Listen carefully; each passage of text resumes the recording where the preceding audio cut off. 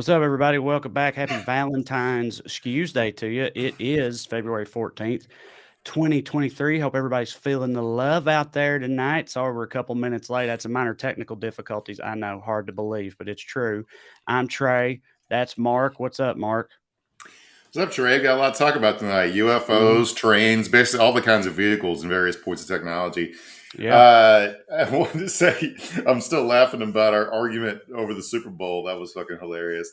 Yeah. I Uh, didn't know if you're going to bring that up or not. I talked about it a little bit on the Patreon thing I did this way. I was like, I'm not going to do this, but basically, Mark, and then I ended up doing the whole thing. I had like an argument with you when you weren't even there, just for Patreon people. So yeah, Drew texted me. I was watching with Drew at a loud bar, so we didn't realize it was a controversial call because it was the noise. Couldn't hear the broadcasters.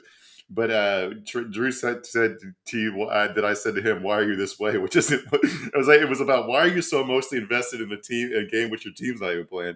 It's just yeah. so funny to I just me. it it's obviously a me thing because like it happens Mhm. to me in person and in text and stuff all the time where it's like I seem way more like fired up or upset about something than I feel. Like people be like, "Whoa, okay, all right, calm down," and I'm like, "I'm not even mad," but I'm doing that way. But anyway, we're not going to get into the whole thing, but just so people are aware, if you watch the Super Bowl, you know that call at the end. I said that was soft and it ruined the ending of the game. I didn't say it was wrong. I said it was a soft call that ruined an otherwise great Super Bowl, and that spiraled into just a whole thing. So yeah, that's what it was about. Yeah. Okay. So it was a good game. Congratulations to Kansas City Chiefs fans. I don't really, even though I'm a Cowboys fan, I don't really have strong feelings of hate towards the Eagles. Nick Sirianni kind of hits for me, so is Jalen Hurts. So anyway, it was a good game. You guys will be back.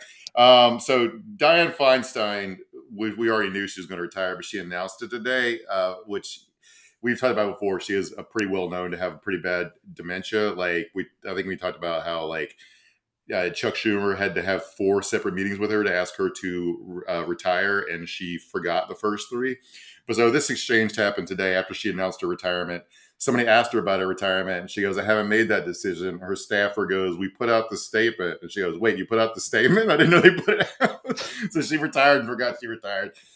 Oh god. Anyway, Ah, any replacement level California senator is going to be better than her. So you ideologically forget the fact that somebody else can actually show up for work. And this, I'm not trying to sound ageist here. I think like right. a 40-year-old early onset dementia probably shouldn't be a senator either. For Um, sure. Yeah, and just since you made me think of, Maymal's, just now we're bringing her up, I also point out mm, this is my Maymal's, throw or whatever that I've got behind me here trying a little something out, shout out to the hometown for people that are mhm. noticing the different background. I had to do something at long last to combat, your surroundings there, the ever popular climbs of Mark's setup, so Mhm. yeah, here we are. Anyway, yeah, man, she's 100 or whatever it is. No disrespect intended, but they ought not be, they ought not have the option to keep doing that, in my opinion. But I mean, they do. Yeah. So Yeah, when you have a political party who's oriented 90% around just patronage jobs and people keeping employed, then this is what it looks like. But while we're on the subject of old lunatics in Congress, the State of the Union was last Tuesday before after we got off, and I'm sure you guys have all known that song, like the goobers yelling at Biden, and then um, uh, Marjorie Taylor Greene and Kristen Sinema dressing like Disney villains, or like I think the joke I made was they looked like came dressed up like rich ladies, and no one was sad drowned on the Titanic. And then they stepped into a pretty epic trap. Joe Biden yeah, said about Social Security, which is deeply hilarious because yeah, that was the like best part. That part was genuinely rad, I thought, and the type of thing I feel like you don't often see in like a State of the Union address or something like that. That was pretty because it was pretty expertly done. I thought he basically baited them into Mhm. publicly declaring that they would not, go after Social Security or whatnot. Right, and they like that. There's one thing everybody knows about Republicans is they love to get rid of Social Security. The whole party's been oriented since the 1960s about around rolling back the New Deal, and so why they would deny it because they've all openly. Not only is a campaign issue going to be that they want to roll back Social Security, but what's going to keep it pertinent in the news is they're all hypocrites about it because they say one thing to one group of people, another one. So like the campaign ads fucking write themselves is pretty ridiculous trap. But also highlighted that so the Republican primary, Nikki Haley declared, and everybody knows Hmm. DeSantis and Trump are running. But this is going to be like a salient issue because Trump always runs to the left of them on economic issues. So you're looking at at a dynamic where Trump's going to win the nomination for a party who's opposed to the existence of Social Security by running to protect Social Security. And Right. Ron DeSantis openly advocated for ending Social Security when he was in Congress. And now Joe Biden went to Florida, gave a big speech trolling him about how he wants to kill Social Security. And DeSantis hasn't said jack shit about it because he knows it's a losing fucking issue for him. But while we're on the subject of DeSantis, this headline killed me. Trump is testing out new nicknames for Ron DeSantis, including Meatball Ron. Mm-hmm. Uh, To be fair, I called Ron DeSantis a spaghetti person, but that's my term for any Italian American or whatnot. So, which I feel it's like Trump's going for the same thing. But yeah, this is about he also did Ron de Sanctimonious. That was the one yeah, he came out the gate with. That one's not bad. Meatball Ron is more Trump's speed. They're he's always also sort trying of. out. He's also trying out lockdown Ron because DeSantis is trying to get to the right of him on COVID stuff, and but so Trump's just pretending that DeSantis was like a really strict COVID governor, which is funny. But the meatball thing is funny because we're like, obviously it's because he's Italian, but he's saying it's because he's because he's fat. That's Trump's Trump's Right. defense. He's like, no, I'm not racist. I'm anti-fat. Yeah. Well, I Oh my maintain and god. always have you cannot be racist against an Italian racist dude from Florida who lives in That's fair. Florida, away. Yeah. But yeah, it's Yeah. funny either way. Um, We're also on the record that Italian or anti-Italian racism is just funny. yes. But so, So they're funny. also like there's a big intra-right internet fight right now about who the bigger pedophile is between DeSantis and Trump because Trump was like well known on Epstein's plane and DeSantis we read the episode of the story when DeSantis was a teacher in between getting his bachelor's and his master's at a private school that he would like go to high school parties and hang out with underage girls. So Oh, like Trump's right. going in on that now. So that's a lot of fun. But you want to talk Oh, about dude, it's gonna UFOs? be yes, I do. But those two, like again, I know like democracy is at stake and everything, and I hope they both eventually go down in flames. But like, I'd be lying if I said I'm not sort of looking forward to watching that whole thing play out because it's going to Yeah. get, dude, the shit's going to get wild.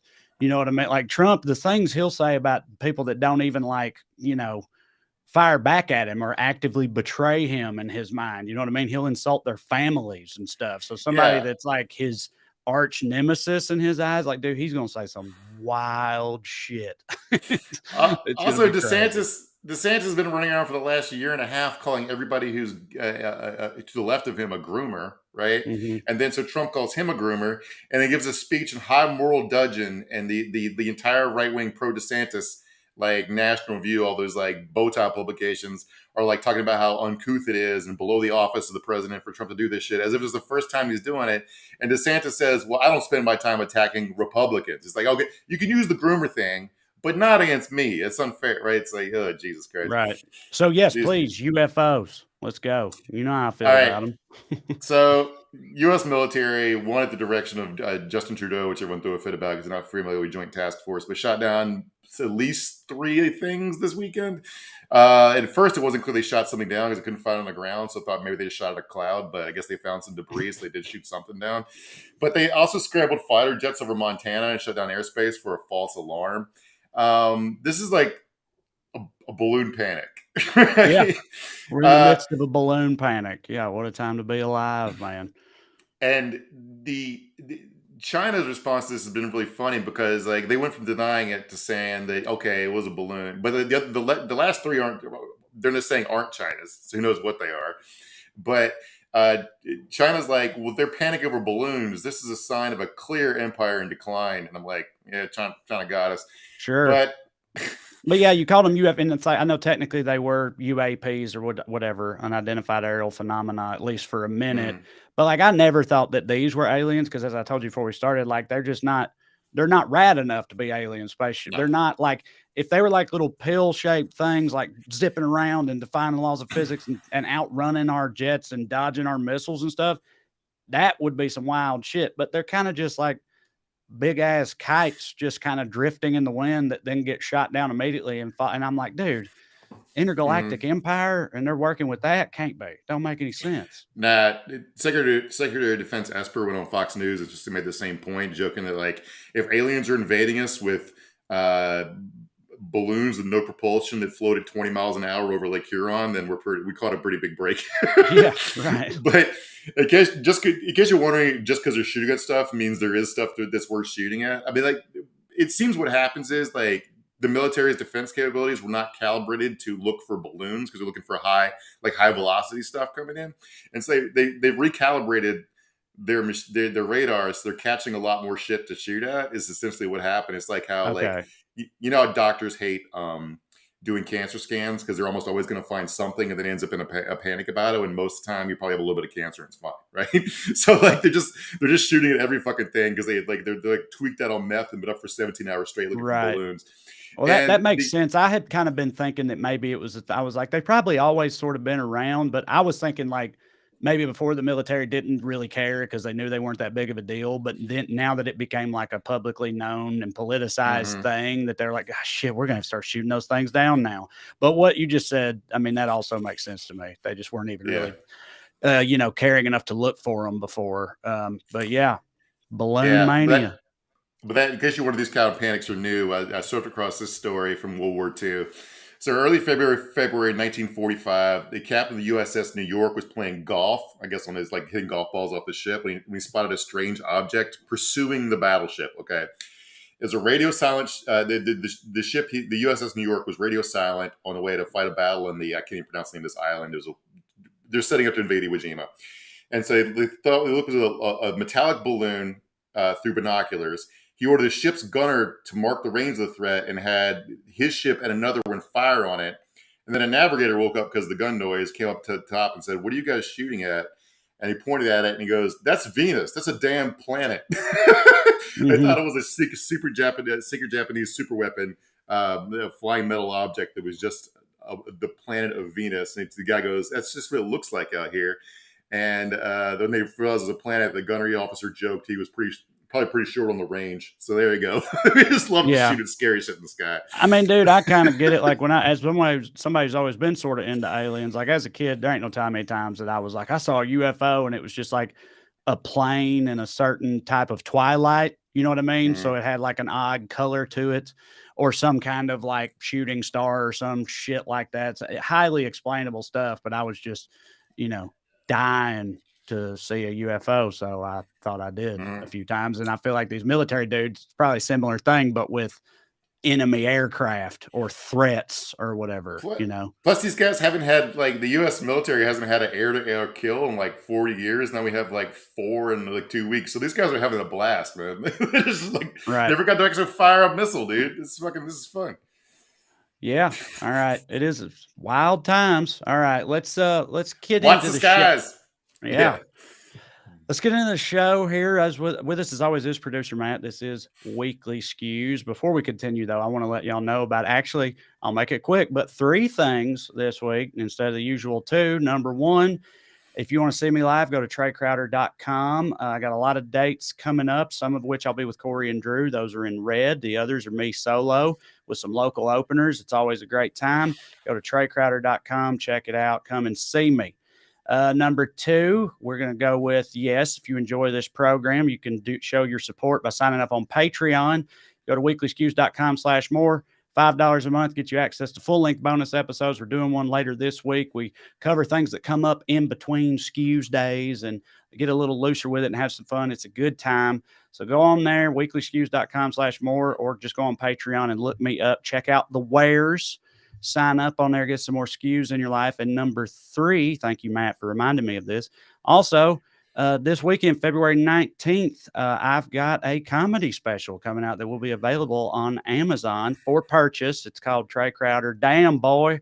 That's also part of a package. Corey and Drew each have their own specials as well. You can get all 3 of them, or you can pick and choose individually, whatever you want to do. We're really excited about that. So, yeah, check that out this weekend. Okay.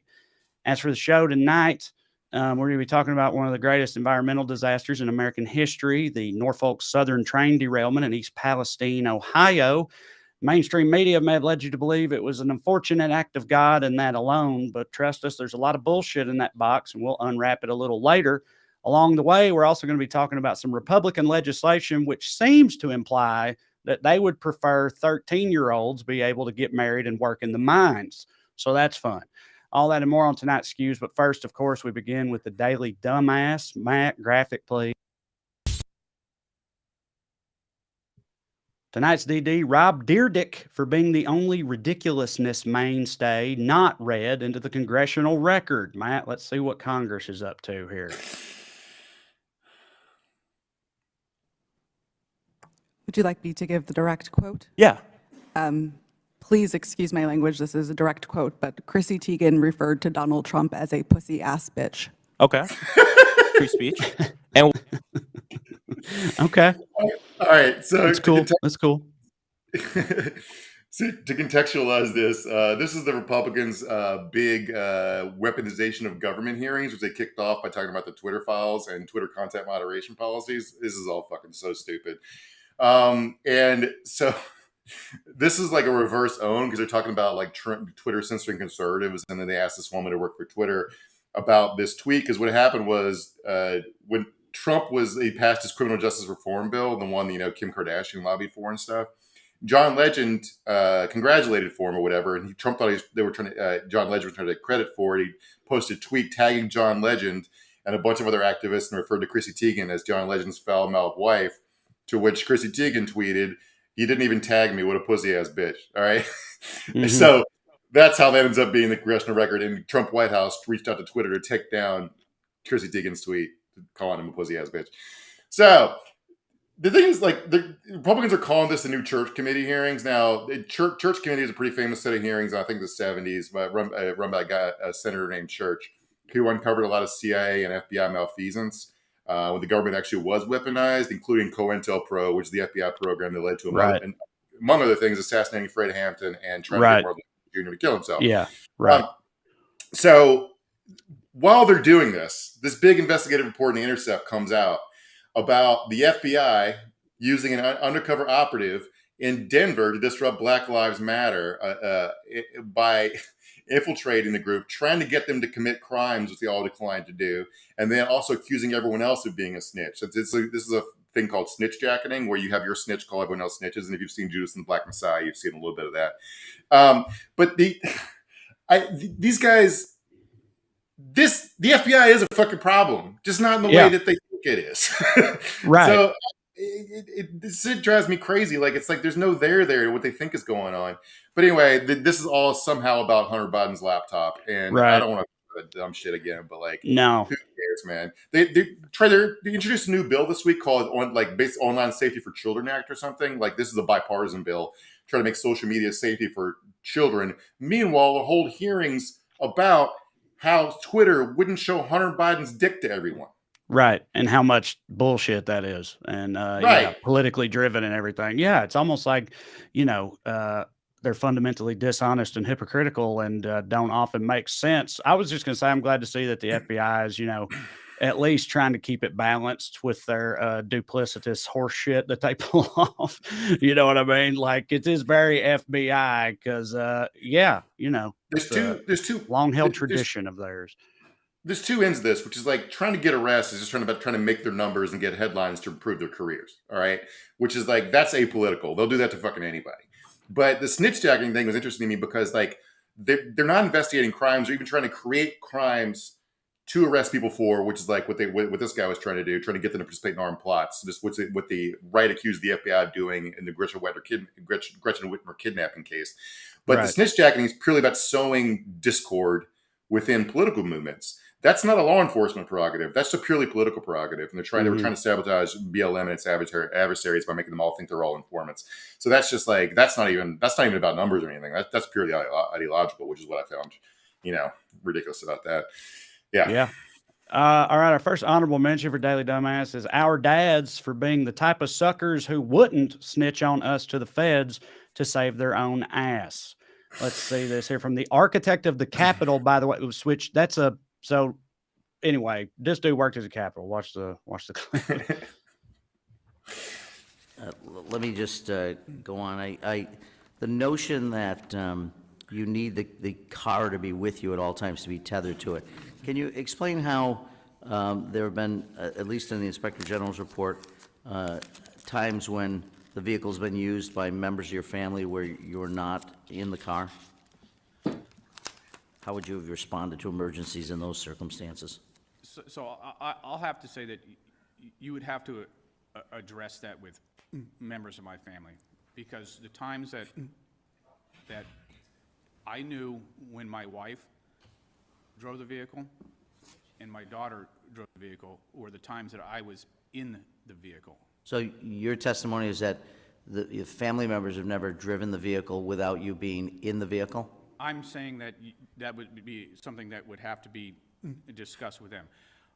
I will also say, Well, you're not suggesting we bring members of your family in to testify before us. You got it, man. So, all right. So, yeah, don't fire me. Instead, arrest my 17-year-old daughter. Right. Yeah. So I don't know what this she's been guy- up to. You need to talk to her about that. Hey, man, look, that's her. That's between you and my 17-year-old daughter, the American Congress. So this guy's name is Brett Blanton. He was appointed by Trump to be architect of the Capitol. And in 2019, it's supposed to be a 10-year appointment, but Biden shit-canned him yesterday. What he got shit-canned for was a bunch of different things. One of them was misusing his vehicle. It was supposed to be like just a take-home car to go back and forth to work. But his daughter, like his family was taking on a vacation to South Carolina. His daughter got busted driving it alone, doing 65 and a 30 in a road rage incident at the Tyson's Corner Mall, where she got into a screaming match with another driver. His wife was giving unofficial Patriot tours in the lead up to January 6th, which I don't know. That seems like something. He also, his daughter's boyfriend got into a fender bender, and he chased down the person and pretended to be a law enforcement officer. He lied about being a cop. They always lie about being cops, man. I don't his car apparently has a light and siren, which is ridiculous to me because he's the guy in charge of like replacing the windows in the Capitol and keeping the floors clean and shit. And the level of corruption here is just so cartoon. What makes these people think they can get away with it? Because all they had to do was look at an odometer. And it's like he put 30,000 miles on it in a year when he was estimated to put 10,000 miles on it. And also he requested that they take out the bench. They put in bench seats so his daughter could have more room to haul around her friends. It's like, Jesus Christ. I mean, it makes me just assume that there's like, a long-standing culture of that type of shit that he was made aware of over the years. You know what I mean? Like the explanation for why the fuck would he think he could do this has got to be because he thought he could get away with it, and there's got to be something. He might just be a dumbass, but I feel like a lot of times it's because it's due to like, a long running lack of accountability and probably just like some sort of unwritten rules that they share on Capitol Hill. It's like, oh yeah, that sort of thing's fine. Or what? There's no telling how much of that type of shit goes on. And they never expected anybody to have any kind of a problem with it. I think conservatives assume government's inherently crooked and full of scams. So when they get in there, they're like, I'm going to be crooked and be full of scams like everyone else is. But it's not necessarily like that, or not supposed to be like that anyway. He also he had some sort of plan to spend $283 million on new windows at the Capitol. And that's way too much money for windows. So I imagine the end of that, the result of that chain of events is him getting a new pool put in his house. But God damn, man. You know how corrupt you have to be for us to know your name as the architect of the Capitol? Yeah. I had no idea that was a thing. Yeah. There's no way the only way to get famous is do shit like let your daughter do road rage in a government car. Yeah. All right. Our next honorable mention for Daily Dumbass is woke politicians for not letting my kids get a job on a crabbing boat. That's right. But not if Iowa can help it. There's a new Iowa child labor bill which aims to roll back child labor restrictions in the state. They say it's to make up for the shrinking workforce and presumably the fact that no one wants to work anymore. So they're like, well, how about children? Children can work. They're trying to allow teenagers as young as 14 to take on more job duties, including hazardous ones, and be allowed to work longer hours. But a lot of people have said, and I completely agree with this, that the most egregious part of the bill is the section that would make a business not liable for almost anything that happens to these minors while engaged in these activities. So basically, they're just trying to build into it. It's like, if a corporation accidentally kills your kid or whatever, you're not going to be able to do anything about that because nobody wants to work anymore and kids need the pride of a job and whatever other bullshit they're going to put out there to justify it. But you can have kids be allowed to have jobs without also including the part where there's no repercussions for, your negligence allowing them bodily harm or death. Like, that doesn't seem that out of line to me, to try to at least rein that part in a little bit, but apparently not. Especially because they're specifically shouting out meat packing plants as places they need these kids to work, and they're also saying you can work any job if it's work-based learning, meaning you get school credit for working at a meat packing plant. And also, this quote really killed me. Jessica Dunker, of the great name of the Iowa Restaurant Association, said provisions that would drop the age needed to carry alcohol to a table and allow teens to work until 9 on school nights were also needed. 9 o'clock, I'm sure they're doing something already, she said of 14 and 15-year-olds. Yeah, they're doing kid shit, not fucking taking drinks to a table at a restaurant, you fucking psychopath. I mean, dude, we're old-timey country fellers, like where we grew up and stuff, and 14, 15-year-old, I don't immediately blanch at the idea of a 14-year-old having a job. You know what I mean? That was relatively standard where I grew up. It's just it's the full context and all the provisions, like the one we already mentioned, where it starts to slip into nefarious territory. And also that'll be part of the lie they used to sell it.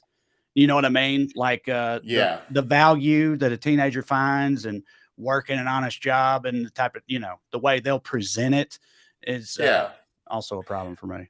Like, my first jobs were hanging targets at our fire department's turkey shoots when I was 10 years old. Yeah. And getting $10-15 cash to help my neighbors split wood. But I trust my dad's friends who are giving me money to split wood, right, to care about my safety more than I do a multinational corporation. Absolutely. All right? And also, my dad's priority was also having me do my fucking homework before I did shit. My boss at the TGI Fridays is not going to care about that. Right. Because it's this is going to be a theme, as we get into the train derailment stuff and everything later in terms of regulations, right? Like, if you don't force these companies to not exploit children, they're totally going to exploit children, right? Like, you can't just trust them not to do it. That's why you can't build in a loophole that allows it, because they absolutely will immediately start to do it. And so, that's the work-based learning thing. They're literally pulling out of kids out of school to work meatpacking. It's this is absolute psychopath shit. And these are people that are working to ban books teens can read. And they say it's too dangerous, but they're trying to let kids work in actual fucking mines. They trust kids.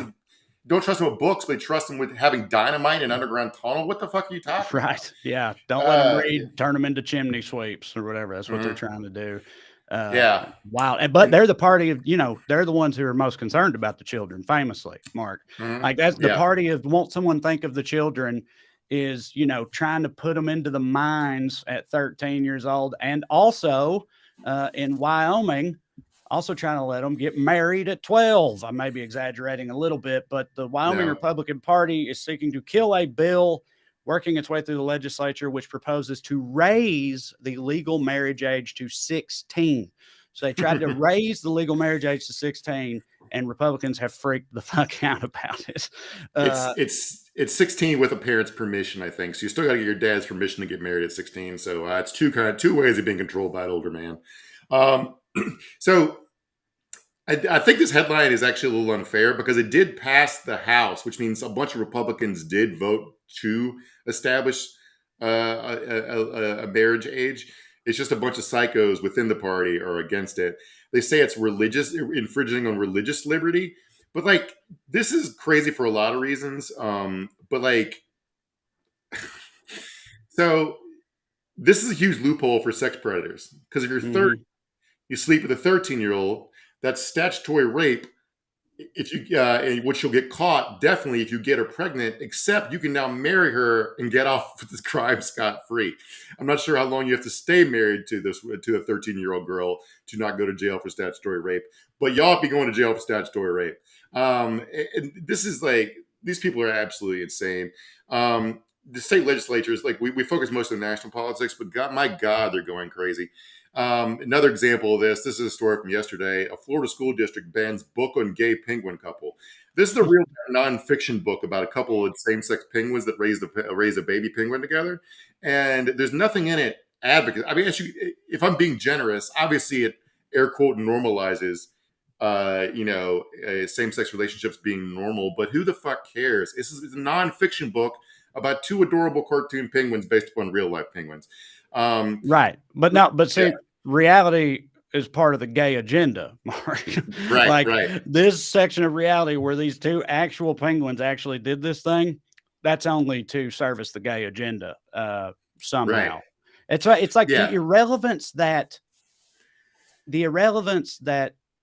whether or not something happened has to their concern for it being taught in schools, if that makes sense. I sort of butchered my wording of that, but you know what I mean? Like how little they care about whether or not a thing happened in terms of whether or not children should be taught about it is wild. It's a wild stance to hold openly to me. But it's also like you're arguing that books are turning kids gay because it's unnatural to be gay, while looking at a book about a true story about two gay creatures in nature. Right. God made them penguins gay, clearly. Didn't I mean, if you believe in God, like, right? Or I don't know. I'm sure they'd say the devil made those penguins gay. And the devil also wrote the book, and the devil wants it put in the kindergarten classroom and all that stuff. So, You reckon penguins got their own devil? Yeah. Penguins saying that'd be cute, adorable, actually. It would. They also banned like a cartoon biography about Roberto Clemente because it mentions him overcoming racism. Roberto Clemente was a Hall of Fame baseball player, if you guys don't know. The funny one is a comedy writer I know casually who wrote a book about. She used to write for, I think, John Oliver's show, or maybe she still does. But Day in Life of Marlon Brando, which is a fictional story about Mike Pence's pet rabbit, except they make him gay in the book. So that was just funny.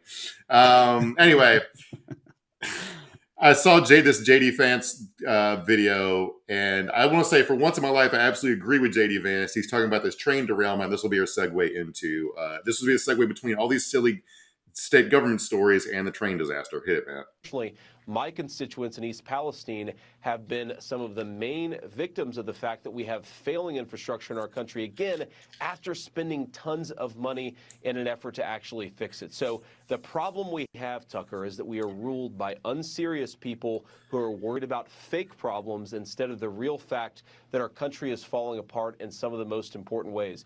You mentioned they do this type of thing all the time, where it's like they say something that if you remove all context, you're like, damn, they really nailed that. I completely agree with that. But then the context is something so far off base and the complete opposite, of how you feel about it, that it's wild. Like the projection, the lack of self-awareness, it's continuously amazing to me. Right. The fact, the context, the fact he's saying this on the lesbian Eminem hour with Tucker Carlson is just so perfect. Exactly. Yeah. So now we're talking about the train derailment in East Palestine and why it didn't need to happen and why it's worse than it needed to be and how nobody's going to do anything to stop the next one. In fact, there have been 2 more train derailments since then, at least, that I know about. So a couple of the basics here. The timeline of events here is a train derailed in East Palestine, Ohio, February 3rd. Federal investigators say it was caused by a mechanical issue with the rail car axle. A couple of days later, all these chemicals were leaking and burning. They're afraid it was going to explode. That's what they say. We'll get to that in a second. And so their solution was to purposefully burn a bunch of toxic chemicals. The Governor DeWine said today that he followed Norfolk Southern's recommendation to burn the chemical cars, and he got the CEO's word that everything will be okay. Oh. All right. Well, okay then. And Matt, I got this video to see what this calamity looks like, so you can get a sense of the scene. This is drone footage taken days after the wreck. All right. Yeah, like 4 days later, right? So we don't look, need the sound, Matt. We don't need the sound. It's just ominous music. So, by the way, there's no more cursed search than drone video Palestine. I do not recommend doing that. By the way, we did a series of episodes in December about how likely this was. It was a small part of the aspect of the railroad strike, but this is exactly what union workers predicted would happen if Congress didn't do shit. And what happened instead was Joe Biden and Pete Buttigieg conspired with Congress to crack and the railroads to fucking stop the strike and break it. So yeah, thanks everybody involved in this. And the two derailments yesterday were in South Carolina and Texas, and the latter of which did involve toxic chemicals. So yeah, this is just the worst one, I guess. Texas is the one. Houston isn't that bad. And here's a fun fact I surfed across researching this. You've seen the recent Noah Baumbach movie White Noise on Netflix, Trey? No, I knew that it came out, but I didn't know anything about it. And I damn sure didn't know that it was apparently just about this incident, but it was filmed over a year ago and came out like a few months ago or whatever. It's about an airborne toxic event after a train crashes into a tanker truck. And the fun part, it was filmed in and around Ohio, and some people from East Palestine were extras in it. So that'll be a fun deep dive for QAnon people. That is some wild ass glitch in the matrix simulation type shit to me. Like, otherwise known as it's just a coincidence, but that's a fucking pretty crazy coincidence, man. Like, I don't know. Yeah. It's kind of like how we're all eventually going to be in mass shootings. It's just that we're all eventually going to be in some environmental disaster that closely matches a movie where we're also extras in. It's just the world we live in now. But CNN talked to a guy who was in the movie about it and goes, everybody wasn't talking about that. I actually made a meme where I superimposed my face on the poster and sent it to my friend. So I'm glad this guy's having a good time. So as far as what's on the train, we don't have to play this video, Matt. I'll just quote the guy. But the local news coverage talk about burning this stuff. I talked to a hazmat expert who said we essentially nuked a town in Ohio. Oh, you can play it, Matt, if you want. 3 more chemicals that were on board the Norfolk Southern train that derailed here in East Palestine just over a week ago. And we're being told that some of those chemicals are dangerous. We basically nuked a town with chemicals so we could get a railroad open. Yeah, you cut it, Matt. So yeah, essentially, so that's the thing about whether or not it was the best idea to burn it. He's basically saying that he thinks they did it just to get the railroad open faster so they can start making money again quicker. So as far as what was on that train, ethylene glycol monobutyl ether, which is bad for your central nervous system, ethyl hexyl acrylate, which is bad for gastrointestinal tract and it causes ulcers, isobutylene, which causes headaches, dizziness, and at higher levels, coma and death. It also had 100,000 gallons or 1 million pounds of vinyl chloride leaked, spilled, and then burned. Vinyl chloride is used to make plastics and associated with an increased risk of liver cancer, as well as brain and lung cancers. Also, when it's burned, which is what they did, it creates hydrogen chloride, and phosgene, a toxic chemical, was used as a gas in World War I. So they did that on purpose. Right. And I can't imagine something like that having any long-term effects, that sort of cocktail of dangerous chemicals being set on fire in this small Eastern Ohio town, and then just, get everybody going about their day. That doesn't at all seem like the type of thing that, will have repercussions 30 years down the road and multiple class action lawsuits and probably an Oscar bait movie, starring like an actor from right. Yeah. Aaron Brockovich is already involved. She's already involved. Yeah, right.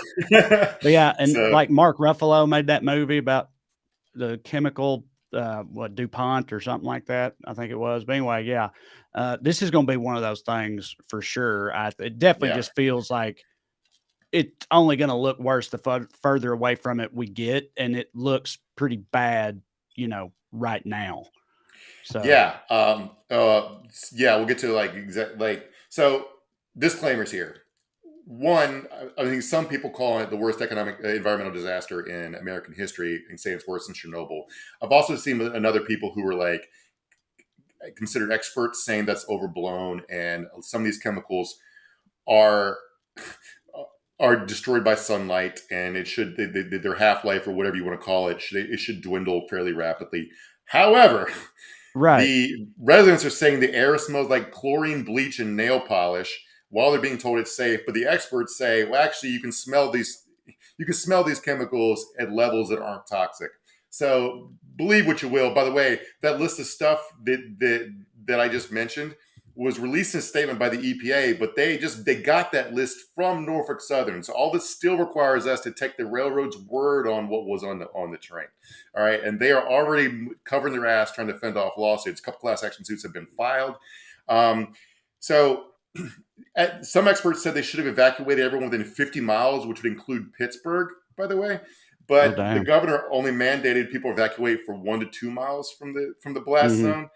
This doesn't. And we all know that the cancer stuff is going to take years and years to figure out. Right. And this is This, I mean, yeah, you also, you were saying, I know I'm skipping ahead a little bit here, maybe, but it's relevant to what you were saying earlier. Some of these experts are like, oh, you can smell it, but it's not a big deal. Sure, the air is bleach, but it's not that big of a deal. Or, no, it's safe levels and all that shit. But there's been countless reports from people and video evidence and proof and stuff of like animals dying all over the place here, right? Like yeah, in the days since, like a whole river just floating with dead fish and like people's dogs and cats going outside and never coming back in because they just die out there. And it's like, that ain't the type of thing that just be happening.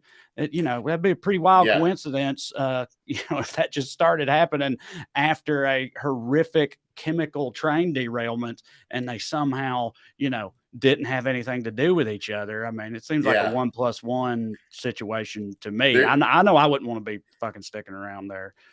there's a there's a video we can skip because we're running a little late. But it was really funny talking about all the dead fish in the creeks. And I was like, a fun drinking game would be to count the howevers in this news clip because there's Right. so many goddamn howevers. People say that the experts are saying that the government's saying this is fine. However, and like the news story Matt has up, and we quote from here. Had an interview with a guy named Taylor Holzer, whose family runs a dairy, and they have like a bunch of pet foxes. He has license. He's a licensed fox keeper, which I didn't know was a thing. So out of nowhere, he's talking about his fox just started coughing really hard, just shut down. He had liquid diarrhea and died very fast. People's cats are getting sick and dying. People's other birds that they have in their house, they weren't being able to evacuate either. It's just not safe for them. I got a call yesterday from a person who lives a mile and a half away from the derailment area. They let their 2-year-old healthy dog out to go to the bathroom. The dog never returned inside. He was dead in the yard. So yeah, you can believe the government or your lying eyes looking at your dead dog in your yard. So yeah, by the way, DeWine has refused federal, he refused to let Biden declare it a disaster area and instead working closely with the railroad. So yeah, There you go. they arrested a reporter for trying to ask questions about it. This smells worse than the goddamn toxic sludge. Right. And let's talk about And why like, they. Yeah, sorry. well, yeah, I mean, I was just gonna say, like, it's just, you mentioned what DeWine's doing and everything else, and it's the Biden administration and Buttigieg is the transportation guy and all this stuff, and like, Mm-hmm. making it partisan or whatever. And it just seems like it's the general culture of where this is concerned, i.e., capitalism in this Right. country on both sides is pretty like both sides bend over repeatedly for the corporate overlords essentially. And this is the type of shit that happens because, as you referenced up top of this segment, like the union guys, it's not like this literally came out of nowhere. Like they were No. screaming it, forever. They were like, listen, they're cutting corners, it's not safe, something bad's going to happen, they don't care. And Mm-hmm. no one can make them care. And then look what happens. I bet you, I don't know if there's an actual regulation, but if there isn't, there should be, about how many different types of insanely hazardous chemicals you can have on the same goddamn train, or how many cars that are carrying stuff like that can be on one train, right? And they just shove all that together, put as many of them in as possible because that's how you make the most money, and send it down the way. Oh, by the way, the fucking brakes are from the Civil War era and we've only got one dude for 300 miles of track or whatever, but fuck it, it'll probably be fine because, we got to worry about the bottom line and the balance sheets and the shareholders reports and all that stuff instead. And it's all, shit does happen, but that doesn't change the fact that they made it way more likely to have happened by openly prioritizing profit motive over safety measures and Yeah. just the value of people is my This main takeaway from it. this train was 1.8 miles long. All right, That's and crazy. one of the union things the unions complain about is like to make more money. Like if you only need one conductor to pull a 1.8 mile long Right. train, it saves you money as if running like 4 half-mile long trains. Right. Right now, obviously, the union wants more union jobs and more hours and stuff. I get that, but also it doesn't mean they don't have a fucking point. This is unsafe because if a train's going to derail and accidents do happen, you might want the derailments to be smaller and more contained if they're going to carry all this toxic shit around. By the way, I did Google, trains do not carry nuclear waste, so that's good. At least we don't have that to worry about. But I wanted to mention real quick why I think they're going to get away with this. So East Palestine is a small town of about 5,000 people.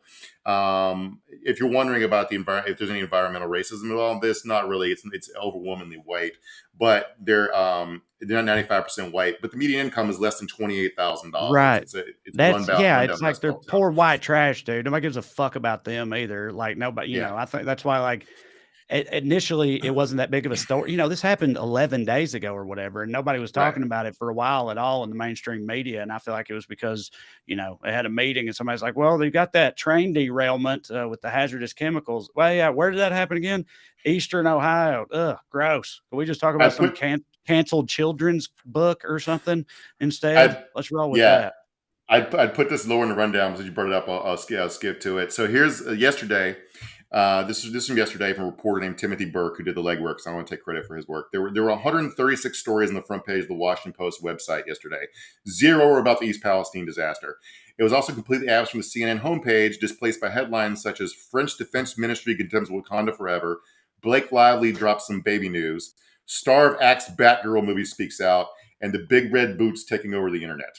All right. I have a theory about why they don't cover this. It's just that I'll get to in a minute. But so they're talking to the residents like you can't pick up and move if you don't have money, right? I know.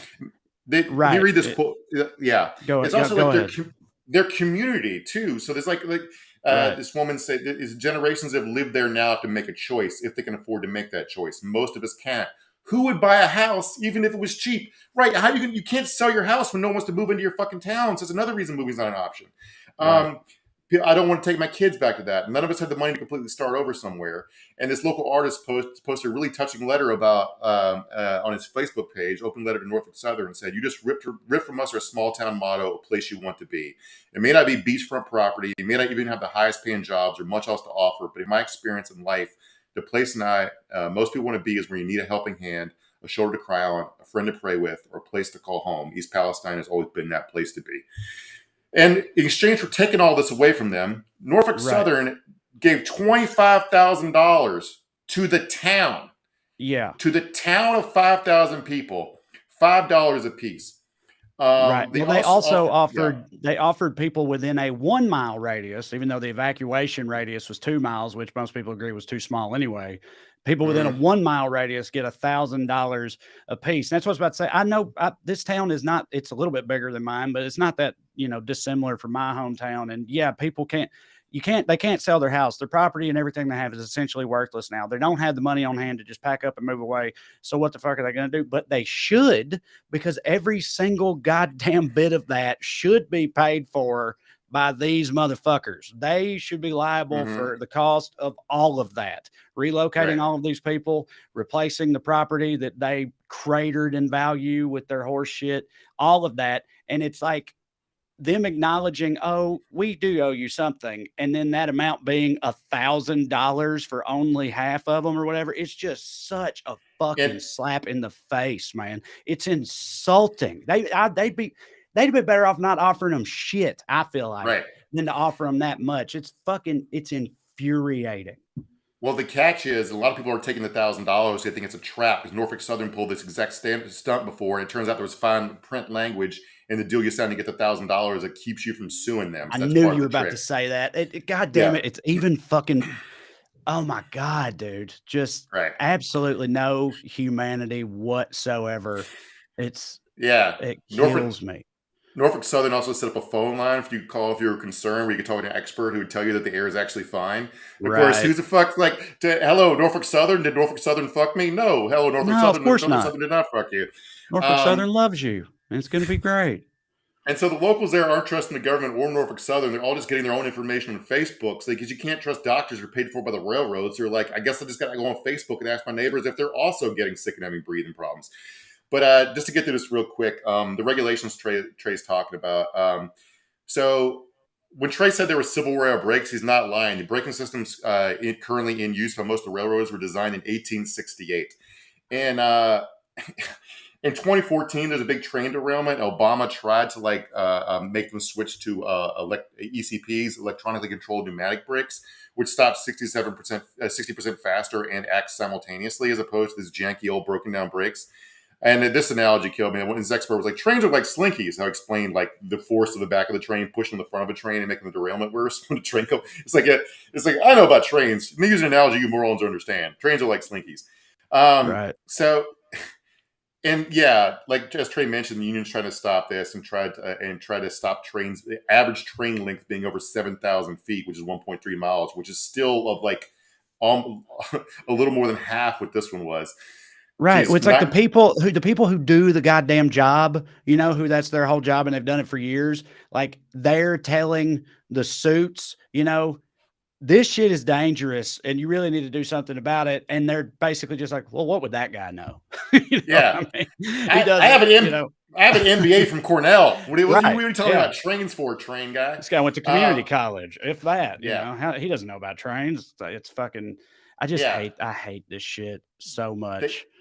They've been warning about it for years. This is a headline I'm going to read from 2 years ago from a union executive, a union leader. It's going to end up like Boeing. This is right after Boeing had those 2 huge plane crashes because they kept lying about their software, that they killed hundreds of people and then nothing ever happened to them.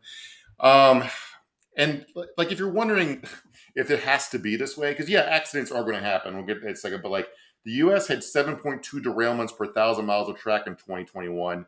The same year, Sweden had 0.6. So we There have you go. 12 times as many derailments. And I don't know what Sweden's up to, but they're doing something vastly different than what we do because the whole world has trains. But yeah, so you got to separate the disaster into different buckets because there's layers to it. You got the crash, which crashes are going to happen. The question is, why is the train so fucking long? And why is it carrying 10 different dangerous things at once? You got the burning Right. of it. Was it the best move, or was it to get the train open back faster? You got the legal fuckery post crash because like by the time this, something you got to be aware of is like by the time people get cancer, file a lawsuit over it, get paid out over it, Norfolk Southern will be broken up into 17 different subsidiaries that all change their names. All right? Mhm. These people are never going to be able to get a fucking dime. When I work construction, the company I work for, depending on what truck I was driving in, had a bunch of different names. Because if one of the drivers hit and killed somebody, they could move all the assets over to one of the other shell companies before the person could file suit, and there'd be nothing left out of that shell company except the one truck that killed the guy. All right. This is if a small town little construction company owner can figure this out, certainly Norfolk Southern can. And if you're wondering if anybody's going to learn anything or anybody's going to change, no, because everybody fucking sucks. All right, we talked about Obama trying to change the rules. By the time it got actually put into place, they watered it down so much the new brake rule didn't even include brakes in it. Not that many brakes anyway, not as stringent. And then when Trump came in, railroad industry gave $6 million to SIG GOP campaigns, and the Trump administration got rid of the rule altogether. And Biden's done nothing to put it back into place. Norfolk Right. Southern fault all safety regulations. Sorry. Well, I was just going to say like that, like, as I already said earlier, the Democrats, they don't hit about this either. They also get walked all over by the corporations and stuff, and nobody holds them to task on either side in this fucking country. But dude, if the Republicans fully had their way, there'd be no there'd be nothing, none of that. Right. They'd have complete free reign because that's the free market, baby. That's capitalism. Regulations are big government shit, you know? So it's like, that's why any kind of like, they're going to finger point, you know, Biden's in charge right now and they're going to do everything they can to like, you know, dog his ass for this. But it pisses me off because it's like, you know, oh, like this type of shit wouldn't happen on y'all's watch. It happened every other fucking day, you know? Right. No, yeah, I'm not saying the Democrats are as bad. I'm saying both parties, both parties are completely captured by campaign donors, and they don't have the will to upset. Like Biden, if he had a magic wand, I'm sure would have better trade regulations, but he doesn't think it's worth the fight, right? Neither does Pete Buttigieg, who didn't say anything about it for like 10 days, and today said some mealy-mouthed shit about looking into it. And as far as the news coverage, there's a simple reason it doesn't get covered. I'm not being conspiratorial about corporate media or anything like that here. It's because they like covering partisan slap fights, and both parties here essentially agreed that the railroad should not be regulated. All right. So there's no fight to cover. You're like, well, pull out public interest reporting. I'm like, well, cable news is not going to do that at all. And like, if we had an actual pro-labor environmentalist party to raise a story about this and go on Sunday shows and yell about it, it probably would get coverage. but that's not what they're set up to cover. Instead, they cover UFOs, a fucking balloon, or Hunter Biden's laptop. But like, instead, we get this, and I want you to watch this video from a White House press conference today. The question they got from a fucking reporter in the middle of what's maybe a huge environmental disaster, Cold War with China, a war in Ukraine, whatever else, where people are dying all over the world. And this is what this dumb motherfucker asked about. If we couldn't begin with a threshold question, to wit, is President Biden woke? Yeah. You know, this is exactly what J.D. Vance was talking about right here, Mark. You know, And it's funny because it is, but, you know, in reverse, this dude is, you know, on his side, by the way, I'm sure. It took J.D. Vance 10 days to say something. He put out a statement that sounded kind of like something Bernie would say about we need to regulate the railroads and push back against big business, except he's not going to do any of that. He's just fucking saying it. Of course not. So fuck J.D. Vance the most for pretending to be a populist left-winger on some issues when he's absolutely just lying and he just works for Peter Thiel. So whatever. Sorry for going on so long. I got riled up. No, it's all right. It's shit like that. This is a perfect example of the type of thing that drives me perhaps the most up the wall in this country. And this kind of shit, corporate greed, little people getting walked all over and shit on and all that stuff. I can't stand it. Maybe the people who are saying the assumed health impacts are being overblown, it's not that bad an environmental disaster, are right. But I don't trust any of the people in charge to be honest about it. It's like, if they are right, it's going to end up being by accident. So fuck. Yeah. Yeah. Well, how was your Valentine's Day, Mark? Was that all right? Well, I apparently blew it because my wife wanted to get some new furniture, and I was like, "Yeah, get that. That'll be your Valentine's Day thing." And then the day hit, and she's like, and I was like, "I thought so now I gotta go out and get flowers and shit." Well, she's out doing a friend hang. Well, I knew I was going to be busy, so I tried to, but I bet this still won't work. Like, I got Katie some chocolates and shit on Sunday and said happy early Valentine's Day, and then yesterday I cooked this like nice, you know, meal with fancy shit. It was like happy Valentine's Day. In my head, I'm like, or you understand what I'm saying? Like happy Valentine's Day now, even though it's not, you know, actually Valentine's Day. And now that it is Valentine's Day, I've been busy all day. I'm doing this. I've got more shit I've got to do. I'm still going to like try to be sweet about it, but we'll see if I get it. I don't know. She's usually pretty cool. You ever think about how hacky marriage is? Like, it's like every time, like I'm a professional comedy writer. My wife's very funny. She's an actress and a comedy actress. And every time we have an actual disagreement or marital situation, I'm like, oh, King of Queens did this episode. I've seen this. Oh, yeah. Like, fuck. Yeah. I mean, that's the thing, you know, a lot of those shows, they weren't that far off, you know, that's why they're hit for people, man. They're like, that is so true. That is so true, Kevin James. Yeah, but I mean, it was. So what are you going to do? All right. So again, quickly, go to TreyCrowder.com and look at my tour dates. Come and see me live. It is fun.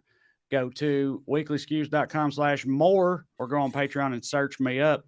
Check out what we got on there, including getting some bonus Skews episodes, and you can support the show. And also Matt, as he has up right now, this weekend, my comedy special will be available on Amazon. Trey Crowder, Damn Boy, February 19th. You can buy it on Amazon. Corey and Drew's will be up there as well. You can get them all together as a package deal. You can pick and choose. You could do whatever you want, but we hope you will check them out. And we'll see you next Skewsday, everybody. Thanks for being here. See you. Love you very much today, especially.